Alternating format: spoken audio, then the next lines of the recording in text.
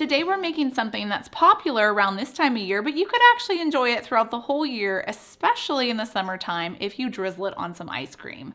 Hi, I'm Annie from KetoFocus.com, and today I've teamed up with ChocZero, and I'm going to show you how to make some keto caramel sauce. I love making keto caramel sauce around this time of year just because I can drizzle over all of my keto baked goods like cookies and cakes, even ice cream too, it's delicious on. Plus, a really good idea is that you could actually give this away. Put it in a nice little jar with a little ribbon on it, and it makes the perfect DIY gift. To make this recipe, you're gonna add a 1/4 cup of butter into a saucepan.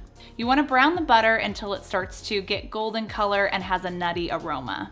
Next, we're gonna add 1/3 cup of ChocZero's caramel syrup. I like using their syrups in all of my cooking because they're sugar-free and they're sugar alcohol-free. So yes, this is a sugar alcohol-free recipe for caramel syrup. You'll also need 1 cup of heavy whipping cream.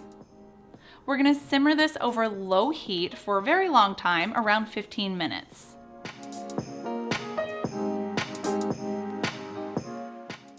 The mixture will start to bubble up, but don't worry, it's doing its caramelizing actions.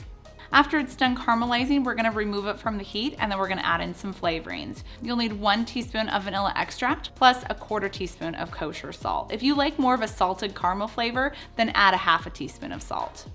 At this point, your caramel sauce will be pretty thin, but don't worry, it thickens up as it cools. In fact, you can put it in the refrigerator to let it cool faster.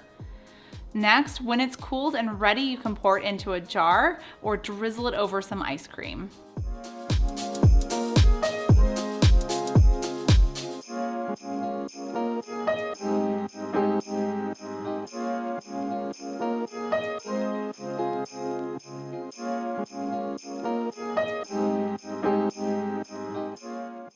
We hope you guys enjoy this recipe, and make sure you tag ChocZero with all of your recipes and photos of your keto caramel sauce.